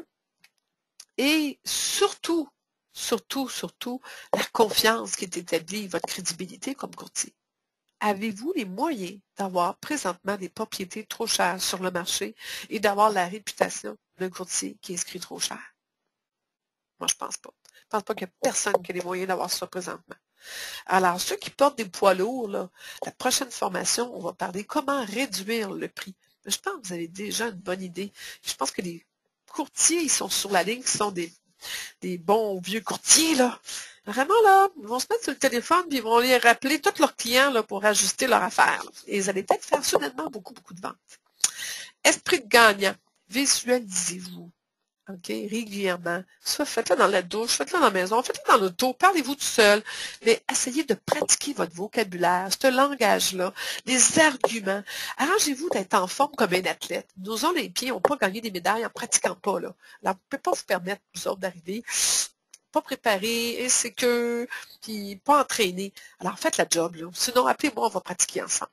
Et osez faire ce job-là qui est plate de poser des questions. Vous devez le faire. Alors, la prochaine fois, le prochain webinaire, on va parler prix en cours de contrat. Donc, les réductions de prix en cours de contrat, les approches, les réductions de prix avec les appels qu'on reçoit à l'acheteur, ben là, il m'en met trop cher, le vendeur. Toutes les façons de parler prix après qu'on l'ait inscrit. On s'entend, on va avoir encore énormément de matériel si vous me connaissez. Et naturellement, les prochaines formations, vous avez tout ça sur le lien. Vous allez pouvoir cliquer dessus et tomber sur ma page d'inscription. Et on va aller à la période de questions. Pour la période de questions, on doit utiliser, je vais reprendre mon seau, puis je vais prendre une gorgée de café, si vous me permettez. Quelle heure est-il? Il reste 20 minutes de questions. J'aime autant vous en donner plus que pas assez. Alors, je vais rester sur la ligne tant qu'il y a des questions. Pour oser la poser, naturellement, ça fait une interférence, ça fait du bruit. Alors, soyez pas surpris si ça griche ou que le bruit est moins bon dès que je vais ouvrir tous les micros. C'est normal. Soyez à l'aise de poser des questions. On est tous entre nous ici, on est tous des courtiers. Il n'y a personne là, qui ne sont pas courtiers immobiliers. Alors, ce que vous vivez, on le comprend, puis on le vit tout. Puis peut-être que vous allez poser la question que tout le monde aimerait poser ou que les gens n'osent pas. Alors, posez-la votre question. Il n'y en a pas de question niaiseuse ici. Si c'est possible, avant que j'ouvre les lignes, éteignez les bruits ambiants. Alors, ça fait un chien qui jappe, un bébé qui pleure. Essayez de vous enfermer. Essayez de m'aider un peu avec la cause. Et mettez vos cellulaires à pas de son. Et fermez les autres applications. Ça va être moins lourd. Ça va aider. Alors, si vous avez 300 000 fenêtres ouvertes en même temps, fermez tout. Ça va aider beaucoup. Et naturellement, je vous recommande de vous identifier quand vous posez une question. Pourquoi? Ben, il y a du monde peut-être qui vont vous envoyer une référence. À place de toujours m'appeler, c'est moi qui vous les envoie. Alors, dites d'où vous venez, quelle agence, quel secteur et quelle est votre passion. Alors, voilà, je vais enlever, ouvrir toutes les lignes. Peut-être je suis capable de... Oh. Non, c'est pas ça, je vais faire pas en tout. Ça va faire du bruit au début, le niveau du son va s'ajuster. Y a-t-il quelqu'un? Est-ce que vous m'entendez bien? Vous pouvez répondre tout en même temps. Bien. Oui. Oui, je t'entends. Je vais vous avouer que j'aime ça vous entendre. Je commence à trouver que je parlais tout seul. Nous, on a la chance de te voir en plus. Mais oui, en plus. Mais malheureusement, j'ose pas ouvrir les autres caméras car ça va être trop lourd. Puis j'enregistre ça, alors on va avoir des problèmes. Alors, y a-t-il quelqu'un qui a une question? Même non, quand je vous dis, posez-les-moi toutes. Je suis là pour 20 minutes, à vous autres seuls pour ça. Sylvia, moi j'avais une question. Alain Lavardière de Remax Platine. OK. Alain, donne-moi 30 secondes. Je vais mettre tous les autres à mute. Je suis désolée, les autres. Vous poserez votre question après. Alain a été plus vite. Alain, tu m'entends-tu toujours? Oui, je t'entends bien. Et là, tu vois, ça a réduit le bruit. Alors, c'est à ton tour de poser la question. Peux-tu répéter de où tu es? OK, c'est Alain Lavardière de Remax Platine. Je suis dans mon bureau est à La Prairie, mais je travaille la campagne de Saint-Constant, Sainte-Catherine, et puis le secteur de Saint-Rémy, aller jusqu'à Saint-Chrysostome dans ces secteurs-là. Ma question, Sylvia, c'est je vais y passer pour le prix. Quand le vendeur, un coup que tu l'as assommé avec le prix, il dit là, je vais y penser. Parce qu'on va lui dire, ça vaut le temps, on a notre rétribution, puis c'est sûr, c'est pas ce qu'il y a dans ses poches. comment faire pour rester là, parce qu'on sait qu'il y a d'autres pancartes, il y a d'autres courtiers qui peuvent passer au niveau de la rétribution à la baisse. Et puis on a nos fameuses pancartes vertes qui sont plantées de plus en plus. Mais il faut sortir avec le contrat. On fait quoi? C'est une excellente question. C'est une excellente question. Je pense qu'elle était très claire. Et je vais revenir un peu à la matière qu'on a appris aujourd'hui. Alors, j'assommerai pas le client, moi, avec un prix. J'utilise tes mots en passant. C'est correct. J'essaie d'être délicat, mais là. Mais moi, je leur ferai dire le prix. Alors, cette méthode-là nous aide à gagner du temps. Alors, comme on leur dit pas et on les assomme pas avec le prix, comme c'est lui qui le dit finalement, parce qu'on lui fait faire l'exercice, c'est plus difficile après ça de s'assiner avec toi sur le prix puis de dire qu'il va y penser, parce que là, il a fait le cheminement. Et quand on voit qu'il dit qu'il veut y penser sur le prix, malgré le fait qu'il ait fait le cheminement avec vous, puis qu'il veut encore y penser, ça, c'est soit sa peur de le regretter, soit qu'on n'a pas été encore assez à l'écoute, soit qu'on n'a pas assez creusé, assez profond. Et ça, c'est... Des fois, on se dit jusqu'à quel point, il faut que je passe 3 heures dans la propriété. Et là, c'est toute l'art de s'améliorer comme courtier et d'aller tout de suite, très vite, avec les bonnes questions, d'avoir toutes les réponses et de pouvoir déterrer tout ça. Ben, tu sais, comme je te dis, l'esprit de confiance, écoutez, dites-moi tout. Alors, tous les conseils que j'ai donnés dans cette formation-là aujourd'hui, il faut pratiquement toutes les appliquer. Et si malgré tout, c'est sa réponse, j'aimerais y penser. Est-ce que c'est simplement pas une objection? Et là, attention, dans le webinaire sur les objections, les réponses clés qui s'appellent « Je parle de toute la psychologie en arrière ». C'est comme quand je suis allée acheter ma belle voiture, j'ai dit au vendeur que je voulais y penser. Je suis quand même ressortie de là une demi-heure plus tard avec un contrat signé. Comment ça se fait? C'est qu'il a compris que c'était carrément un réflexe naturel que les gens ont de ne pas te donner un oui tout de suite trop vite, là. Mon tannant, toi, tu ne m'auras pas. Tu vois, genre? Alors, il faut que tu saches reconnaître ce phénomène-là. Alors là, ce webinaire-là, je vous recommande. Ils sont tous excellents. Je ne sais pas si vous avez aimé ce webinaire-là d'aujourd'hui, mais ils sont tous comme ça. Et je donne vraiment l'explication, la technique, la psychologie derrière, comment la personne se sent quand elle doit signer un contrat, puis pourquoi qu'elle résiste. Alors, vérifiez que c'est pas aussi parce qu'il est rendu à cette étape-là. Mais en gros, Alain, je pense que tu dois lui faire dire le prix, tu ne dois pas l'assommer, tu dois lui faire avaler doucement mais solidement, mais en étant très, très, très à l'écoute, en étant celui qui reçoit aussi un grand signe de respect, d'avoir établi ce qu'on appelle le trust, la confiance. Alors, je pense que tous ces éléments-là, il manque quelque chose en partant avec ça. Sinon, puis là, si tu dis, j'ai vraiment fait tout ça, après ça, on va voir si c'est pas la méthode de répondre à son objection, la raison pourquoi il te résiste. Et sinon, à la fin de tout ça, lâche prise. Lâche prise. Ça me fait de la peine, monsieur le vendeur. J'étais sincère de vouloir vous aider. Je ne peux pas faire plus que ça avec vous aujourd'hui. Mais ça me fait de la peine. Puis bonne chance à vous. Tu vas avoir la belle grande surprise, Alain, de réaliser qu'il a souvent pas signé avec un autre. On a plus peur qu'il signe avec un autre que ça arrive si souvent que ça, quand ils ne sont pas réalistes et qu'on a vraiment fait le maximum de notre travail, quand on le fait professionnellement. Et il y a un dernier point, puis ça aussi, tu as une grande expérience, je pense que tu le sais, c'est que à un moment donné, on ne peut pas plaire à tous et on ne peut pas tous les avoir. Puis il faut apprendre à lâcher prise. Je suis contente de te poser la question. Ces côtés-là, oui, de lâcher prise. À un moment donné, c'est vrai qu'on ne peut pas plaire parce que ça fait quand même plusieurs années que je suis là-dedans. Mais il reste quand même qu'il y a des petites failles où on peut s'améliorer avec ça. Puis, ce côté-là, j'ai un petit peu de faiblesse quand il dit je vais y penser. Je n'y pense pas nécessairement, mais j'aime bien sortir de là avec le contrat. C'est sûr que quand on entend ça, notre réaction, c'est de patiner. Hein? Oui. C'est une analogie, mais on se met à patiner. Hein? Mais là, il y a une façon de patiner. Il y a une méthode à dîner. Et puis, comme je te dis, ça vaudrait la peine. Puis, je veux pas frustrer personne en disant, allez, écoutez mon autre webinaire. Mais c'est parce que c'est un webinaire d'une heure qui est très fort, très solide. Il y en a qui sont sur la ligne, qui l'ont écouté, qui étaient là, puis ils vont vous le confirmer. Alors, et c'est vraiment une heure de répondre aux objections. Et une heure, c'est même pas assez pour dire tout ce que j'ai à dire, mais au moins, vous avez l'essentiel, le plus important. Et moi, je pense que c'est des petites techniques et c'est l'ensemble des techniques à utiliser après ça pour être de mieux en mieux. Mais j'ai des courtiers de 30 ans d'expérience qui m'appellent me dire, écoute, il faut que j'améliore telle technique. C'est normal. Des fois, on les a perdus en cours de route. Tout à fait normal. C'est plutôt ça qu'on les perd. Oui, on les perd. Je vais laisser ma place. Merci, Sylvia. Ben, c'était une excellente question. Alors, je vais te démuter tout le monde. Si tu as une autre question, puis personne n'en pose, tu as le droit d'en poser une autre. Là, tout le monde est démuté. Est-ce quelqu'un qui a une question?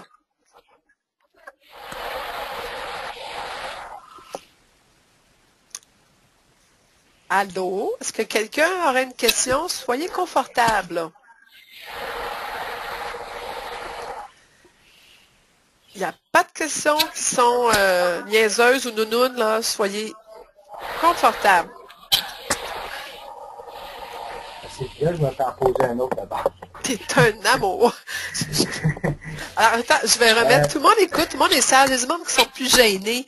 Je comprends pas comment ça qu'ils sont courtiers immobiliers, ces gens-là, qui sont gênés. Bon, c'est drôle, ils ont la chance, en plus de ça, d'annoncer en posant une question qui ils sont, puis où ils travaillent, puis je vous brasse, là. Bon, oui, Alain, je t'écoute.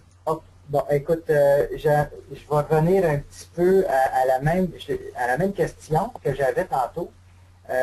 Tu me parlais, moi j'ai toujours parlé d'évaluation, tu me parlais d'estimation gratuite, j'adore ce mot-là parce que effectivement on n'est pas des évaluateurs, qu'on l'avait appris, je l'appelle l'UREP dans nos formations. Moi je connais tellement mon marché que je ne travaille pas beaucoup avec des comparables papier. OK? Puis je pense que pour faire dire à quelqu'un, au vendeur, parce qu'il dit tout le temps, dis-moi c'est quoi ton prix, c'est quoi le professionnel, dis-moi combien ce qu'elle vaut. OK? Fait que là, des fois, tu peux risquer de te mettre un pied dans la bouche. Mais l'effet du comparable qu'on peut préparer avec tous nos outils qu'on peut avoir avec la chambre immobilière, c'est avec ce document-là qui les amène à dire le prix, parce que tu l'as inscrit, le prix dans le fond de la valeur marchande de la propriété. C'est que avec ce document-là, tu les amènes à dire, ben voici le prix qui est inscrit. C'est eux autres qui vont dire, toi tu ne le répètes pas dans le fond. C'est ça, ça s'appelle être très subtil. On s'entend-tu là qu'il faut être suave, là? Subtil, suave, il y a un autre mot que j'utilise. Faut être vite. Mais c'est un art, c'est de la vente, c'est ça de la vente. C'est pas méchant, là, il n'y a pas d'entourloupette là-dedans. C'est que il faut que ce soit lui qui le dit. Et pour le dire, effectivement, on peut utiliser les outils. J'ai mis les limites avec les outils. Moi, les outils qui sont trop bien faits, mais qui sont faits avec une mentalité de personnes qui ne travaillent pas sur le terrain. Ils ont beau avoir quand même des courtiers. J'utilise pas tout à ce moment-là. Je n'ai jamais utilisé la feuille. J'ai toujours fait disparaître qui dit à vaut ce prix-là. Moi, ce que je leur présente, c'est les vrais comparables. Point à la ligne. La description de la propriété avec la description des inclus, quelques photos des fois. Donc, j'arrive vraiment avec des images qui vaut 1000 mots, des feuilles avec tu sais, le carré de maison, le carré de la superficie du terrain, puis des choses qui parlent là, et qui peut d'un coup d'œil, surtout le contrôleur analytique, d'un coup d'œil, puis dire écoutez pas, il voit tout. Puis faites-vous-en pas, il est un peu biaisé dans sa lecture, puis des fois, il faut les aider à les lire aux bonnes places.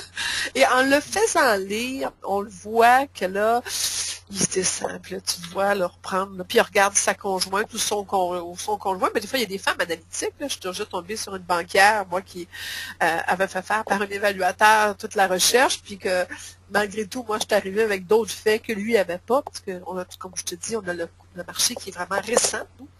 Alors, ça avait été, cette technique-là fonctionne. Mais oui, ça prend de la suavité, puis non, le vendeur qui dit, ben là, c'est vous le professionnel. Il faut savoir dire, oui, mais je vais toujours avoir le respect pour votre opinion, puis vous connaissez mieux votre maison que moi, je la connais. J'utilisais ce genre de réponse qui me permettait de continuer à appuyer mon point, qui disait, regardez, on va faire la démarche ensemble. Vous savez, je n'ai pas de cachette, là, je vous montre tout. Puis, tu comprends-tu? Ça prend beaucoup de finesse. Est-ce que ça Mais répond à ta question? oui, ça répond à ma question, puis je vais t'en poser peut-être une dernière. Là, je vois le temps aller s'il y en a d'autres qui veulent poser des questions. Moi, j'utilisais la calculatrice. OK? Parce que les gens me posaient la question en me disant, dis-moi combien est-ce que ça vaut, puis je te dirai qu'est-ce que moi je pense. Fait que moi, j'utilisais la calculatrice, puis je la verrais à l'envers sur la table, et je lui disais, mais moi, mon prix est là, c'est quoi le vôtre? Moi, je la connais, cette technique-là. Je l'avais appris moi aussi. C'est une technique qui était carrément enseignée. Hein? C'est un formateur Oui. bien connu qui enseignait ça. Je suis tout à fait contre. OK, ben c'est correct. Je veux savoir pourquoi tu es contre. Avec le monde d'aujourd'hui. C'est OK. dur de changer des méthodes. Est-ce que le monde d'aujourd'hui a trop accès à trop d'informations Ah, et on ne peut pas se permettre de jouer ce type de jeu-là et de ce type d'affirmation-là? Les gens ont trop de connaissances, il y a trop de facilité à avoir sur c'est Internet partout. perdu. Allô? Tu m'as perdu, tu ne me vois pas peut-être parce que tu as bougé l'écran, mais tu m'entends? Allô? Ah, ouais. Tu m'as vraiment perdu, mais je vais continuer à Là, l'expliquer, je tu vas l'entendre. t'entends. Tu es tout brouillé à la caméra, là. C'est pas Ah, grave. OK, je te vois. Je t'avais perdu. C'est ton ordinateur Je qui t'ai encore commence à perdu. t'arracher. La Écoute, connexion est lente. c'est ça. C'est ta connexion de ton côté à toi. Écoute quand même. De toute façon, tu vas recevoir l'enregistrement. Connexion, le siège, Tu l'écouteras par après. OK? C'est pas grave. Alors là, je vais juste le mettre à mute pour pas que ça dérange, puis je vais donner la réponse pour le bien de tout le monde. Alors, ce que j'explique, c'est qu'effectivement, il y a... j'ai envie de perdre le fil. Ça dérange quelque chose comme ça. Alors, effectivement, ça peut arriver que la méthode de la calculatrice nous mette plus dans le trouble. Les gens ont trop de connaissances. Les jeunes d'aujourd'hui non plus n'aiment pas se faire dire comme ça. Les gens aiment plus se sentir impliqués dans la démarche. Les mentalités des gens ont changé. Et ça a l'air un peu prétentieux et pour ça, on pourrait le perdre, le client. Tandis que mon autre méthode fait on va gagner toutes les sortes de clients. Celui qui est créatif par rapport à toi, celui qui est créatif à signer trop vite. Par la méthode que j'utilise, en n'étant pas trop, je ne veux pas dire effronté, mais trop sûr de soi. Puis malgré que je vous recommande d'être sûr de vous, là, mais je veux dire, de dire le prix de même, c'est sûr que c'est de lui donner raison, de dire, ben c'est ça, plante-toi, dis-moi le prix, je vais te le mettre sur le nez après. Et j'ouvre la porte à ce genre de situation-là, puis je veux pas. Je veux justement pas me retrouver les deux pieds dans l'eau, poignés avec cette situation-là. Alors, en lui faisant faire l'exercice avec moi, la situation est ce qui fait que c'est moi qui contrôle la demi-heure ou l'heure que je passe avec lui. C'est pas lui qui est rendu qui me dit quoi faire. Parce que je ferais remarquer que c'est plus justement les leaders, les contrôleurs qui nous parlent comme ça. Et pas les gens qui ont du respect puis qui veulent avoir l'information nécessairement. Alors, ceux qui nous défient, là, c'est souvent des gens qui sont assez forts. Parce que les autres ne nous défient pas. Alors, moi, je ne veux pas avoir à vivre l'altercation avec quelqu'un qui est justement peut-être à cheval sur des principes, qui veut me défier, puis qui veut me dire, regarde, c'est moi qui m'aime, puis je vais pouvoir te ramasser avec ça tantôt. Alors, je ferme complètement la porte à ça en ayant le contrôle de notre rencontre avec justement la façon que je procède, en étant toute suave, toute fine, en disant, regardez, vous et moi les complices, en dégageant l'ouverture qu'on a besoin, en lui faisant faire l'exercice, en lui faisant verbaliser le prix.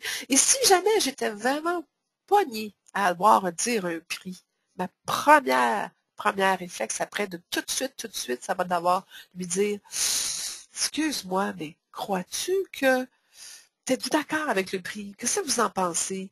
Êtes-vous confortable? Auriez-vous dit ce prix-là? Pourquoi vous n'auriez pas dit ce prix-là? Et là, je me mets à le bombarder de questions. Pourquoi? Parce que je veux reprendre le dessus tout de suite. Bien mal pris, ça. Mais honnêtement, évitez ça à tout prix, si possible. Je vais essayer de te démuter, Alain. Je ne sais pas si le fait que je t'avais muté, ça l'avait aidé pour le bruit et le son et la présence. Ça va mieux maintenant? Là, je t'entends, mais j'ai malheureusement, je viens juste de t'entendre, j'ai malheureusement pas compris tout ce que tu m'as dit, mais tu pourras peut-être me faire un refresh un autre tantôt. Tu vas avoir la copie de ce webinaire-là, alors tu vas pouvoir l'écouter au moment opportun. Puis je t'ai coupé parce que je voulais pas que ça dérange puis que ça. Mais c'est excellent. J'apprécie tes questions. Alors, on va ouvrir les autres lignes à tout le monde. Il y a une main, il y en a qui peuvent lever la main s'ils ont une question. Alors, j'ai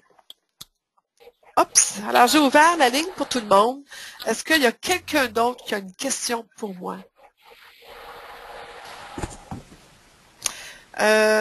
Louise, tu es en ligne. As-tu une question?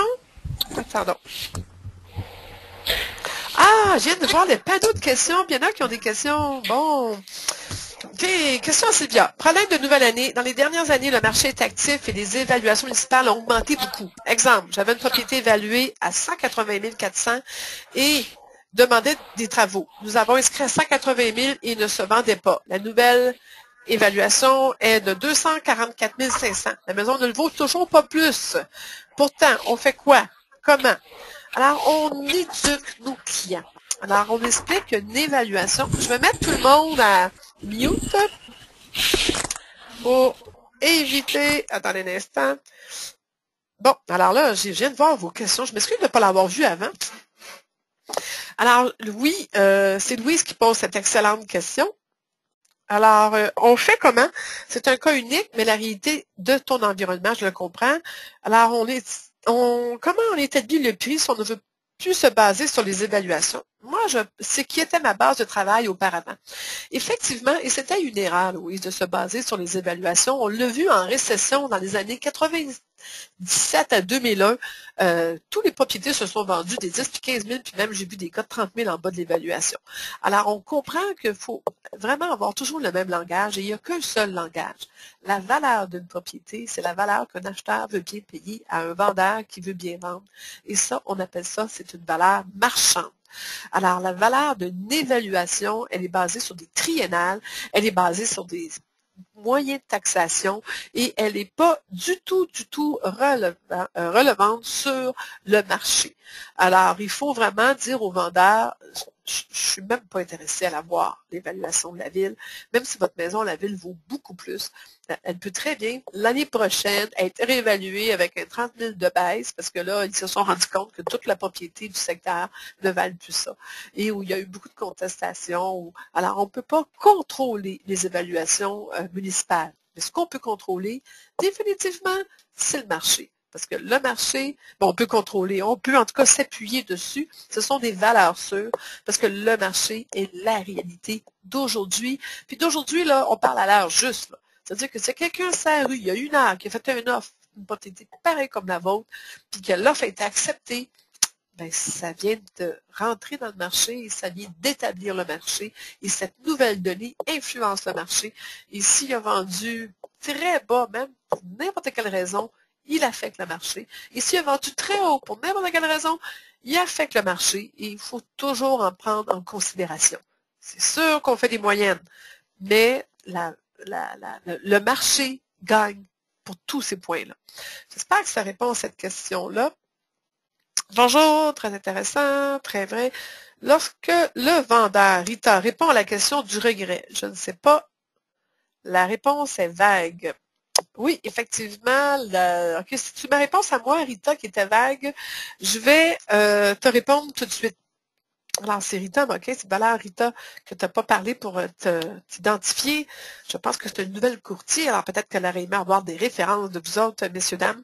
Alors, Rita, tu me dis, lorsque le vendeur répond à la question du regret, le vendeur répond pas nécessairement. On le ressent qu'il a peur de le regretter. C'est rare que quelqu'un nous dise ça, mais ça peut arriver. Ah, j'ai peur de le regretter, pas de vendre assez cher, puis de laisser de l'argent sur la table.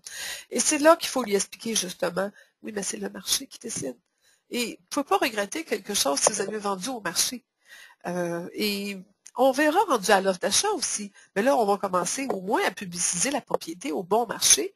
Et après ça, lorsqu'on aura une offre, on pourra toujours l'accepter ou la refuser. Alors, il faut être très rassurant avec le client. Donc, il n'y a pas de... La peur du regret est simplement une peur légitime. Et c'est notre travail de le rassurer. Comme on a peur, je devrais-tu prendre ce traitement-là ou je devrais-tu passer cette dépense-là à mon comptable, à l'impôt? J'ai peur de le regretter. Ben, il n'a pas fait une bonne job de ne pas bien me réconforter puis de me rassurer. Alors, c'est là la question. Quel est le niveau d'assurance que vous êtes capable de donner à votre client pour l'empêcher d'avoir cet effet-là, d'avoir la peur de le regretter? OK? J'espère que ça l'a bien répondu. Je vais aller voir tout de suite. Je vais y penser pour le prix. Alors ça, tu m'as déjà répondu. Mais j'ai beau poser des questions, mais il répond toujours par « je ne sais pas ». Alors là, je ne sais pas si c'est les questions clés que tu parles, Rita. Encore une question de Rita. S'il ne sait pas, c'est vrai que ça arrive des fois que les vendeurs se défilent pour pas avoir à vous répondre. Puis ils répondent « je ne sais pas », puis « ben je ne sais pas », ben tu me diras, ben là, c'est toi qui devrais le savoir, ben c'est toi la pro là-dedans. Puis on se fait dire ça. C'est parce que vous n'avez pas établi dès les premières minutes la relation de confiance. Ça veut dire qu'il ne sent pas que vous êtes le professionnel qui peut écouter et croire en vous. Alors, je reviens avec le même point. Donc, d'établir ce sentiment que vous êtes la personne la plus professionnelle qu'il a devant les yeux et qui peut se fier sur vos dires, parce que vous arrivez avec un langage puissant, vous arrivez avec des faits, vous arrivez avec des données, vous arrivez avec du gros bon sens, et en plus de ça, vous y faites dire. Alors, à un moment donné, là, tout ça ensemble ne peut pas faire autrement que gagner. Rita, tu viens de me répondre non. Non quoi? Je ne sais pas. Est-ce que ça a répondu à ta question? Je ne sais pas si c'est ça que tu me réponds. Veux-tu me mettre plus de détails? Je les vois, les questions. Car Rita, je vais débuter ta ligne. Est-ce que je suis capable? Rita, est-ce que tu m'entends? Oui, je vous entends. Ah, est-ce que tu peux clarifier ta question? Tu sembles avoir des excellentes questions, puis j'aimerais ça que tu te présentes, j'aimerais ça que tu aies des références. Je suis Rita Moquin, je travaille pour Remax Démélil. Je travaille dans la région de Lachenay-Repentigny. Excellent. Donc, ma question était, au niveau des regrets, c'est que au niveau des... lorsque je pose des questions, j'ai beau poser des questions pour essayer de connaître vraiment pour son argument, mais voyons. État d'âme? Oui, c'est ça, avoir vraiment la base, aller voir vraiment la vraie objection, puis après ça, travailler avec lui. Mais c'est pas possible. Il me répond toujours de la même manière, je ne sais pas. Comme tu disais tantôt, écoute, c'est toi la professionnelle et tout ça. Regarde, c'était mon premier contrat à vie, donc OK. C'est toujours une première fois. Ben, bravo! T'en as signé un, je connais moi des courtiers, ça fait 1 an, ils n'ont pas de contrat. Alors, good. Mais j'aimerais aller plus loin, mais j'ai l'impression que tu as raison, qu'au départ, peut-être que je n'ai pas été assez ferme. Mais comme je dis, c'était ma première fois, donc le stress s'est embarqué. Donne-toi une chance de débuter, là. Première fois que je joue au golf, là, j'étais pourri. Ça n'a pas de bon sens. La première fois que j'ai skié, j'ai déboulé jusqu'en bas. Puis maintenant, j'adore le golf et je suis une excellente skieuse. Ben non, je me vanterai pas, mais j'ai beaucoup de plaisir à skier. Alors, donne-toi une chance. C'est ça. Mais ça reste que, tu sais, pour aller poser la question qui tue, pour vraiment dire, Mais, je vais t'arrêter. Je vais t'arrêter avec la question qui tue. On faut faire attention. Mais je trouve excellent ce show-là. On parle de Tout le monde en parle, où il pose la question qui tue. D'ailleurs, c'est un excellent intervieweur. Puis il finit par faire dire des choses aux gens. C'est tout un talent, c'est tout un art. Et c'est un peu cet art-là que vous devez développer, l'art d'interviewer pour connaître et de créer la confiance et la confidence. Alors, si tu n'arrêtes pas de répondre, je ne sais pas, puis qu'il est réticent, c'est parce que tu n'as pas bâti cette confiance-là. À ce moment-là, mon conseil, c'est direct au but. Est-ce que vous êtes en confiance avec moi? Est-ce que vous sentez, est-ce que vous êtes vraiment, est-ce que vous m'avez tout dit? Est-ce que vous êtes confiant de me dire tout? Allez-vous me cacher des choses? Moi, je l'affronterai directement. Perds pas plus de temps, sinon, si la confiance n'est pas là, puis il ne t'en donnera jamais de confiance, puis t'attraper un client dur, puis des durs, il y en a, des détestables, il y en a, des réticents, il y en a, des peureux, il y en a. Il y aura toujours tout ça. Plus tu vas prendre de l'expérience, plus tu vas savoir les affronter, et pas les affronter, mais les entourlouper, les ramasser, puis les mettre dans ta poche d'en arrière. Là. Mais avec le temps, sois aussi consciente qu'il y en a qui sont impossibles, puis qui t'ont fait venir parce que tu es débutante, puis ils veulent un petit peu abuser de ton naïveté, puis ils ont eu l'information qu'ils voulaient avoir. C'est un peu pour ça, hein? Faire attention. Un jour, je vais avoir 30 ans d'expérience. Mais, rapidement, tu vas voir, maman, Alain, ça passe vite, on n'a même pas vu le temps passer. Quand on est passionné, ça va passer vite. Mais bonne chance à toi, puis envoyez-y des références, tout le monde. Alors, je vais remuter ta ligne. Est-ce que je vais démuter tout le monde? Oups. Non, c'est l'inverse que je veux faire. Je sais pas comment. Oh, je démute tout le monde. Est-ce que quelqu'un a une autre question? Oui, bonjour Nicole, comment ça va? Oui, ben oui, ça va bien. J'ai des nouvelles de Madame Bellavance par rapport. Je pense qu'on va muter une certaine personne. Je suis tombée juste dessus. Ah bien, il fait son travail. Ça aurait été intéressant d'écouter. Oui, ça aurait été le fun de l'écouter, mais sans sa permission, ça se fait pas, mais pour justement apprendre des fois, on devrait faire ça. Alors, je sens qu'il y a de l'écho. J'espère que vous m'entendez. Est-ce qu'avant de fermer, est-ce qu'il y en a qui ont une dernière question? Parce qu'après ça, je vais vous dire au revoir, mais je vais vous laisser aller travailler et poser des questions à vos clients. Non, pas de questions. Merci beaucoup, Yannick. T'as pas de questions. Rita, Louise, Alain, Francine, Marjorie. Personne n'a des questions. Alors, je me permets à ce moment-là de vous dire bon IMO Succès. Allez voir mon site web. Ceux qui ont des questions en privé, peut-être demander pour du coaching. Je donne du coaching privé, ça me fait plaisir. J'ai une place de disponible. Hier, il y a quelqu'un qui a sauté sur l'avant-dernière place. Mais pour le mois d'avril, j'ai aussi une place qui s'ouvre. Si ce n'est pas pour du coaching, vous pouvez m'appeler, aller voir mes webinaires, aller voir le Club Auto-Succès. Donc, il y a beaucoup de choses de disponibles. Je vous recommande fortement d'aller fouiller dans mon site. Il y a des documents gratuits. La lettre envoyée aux gens de Duproprio, je l'ai mis dans le site. Alors, vous avez juste à aller voir dans le site imosuccès.com. Il y a tous des liens. Ouvrez-les toutes, lisez toutes, regardez toutes, fouillez partout. Il y a des cadeaux gratuits dans ce site-là. Alors, je ne comprends pas que vous n'ayez pas pris, sauté là-dessus. J'essaie d'être hyper généreuse, de vous aider dans votre métier, dans votre travail, dans votre profession, en vous donnant des sacrés bons trucs. Alors, si vous avez d'autres questions qui vous reviennent dans les prochaines 24 heures, écrivez-moi un petit courriel, appelez-moi, et moi, je vous souhaite un IMO Succès. Soyez bons, soyez forts, soyez courageux, posez vos questions, allez les chercher, allez les gagner et inscrivez au bon prix. Vous allez être gagnant. Alors, je vous aime fort et je vous embrasse et passez une excellente fin de journée. Au revoir.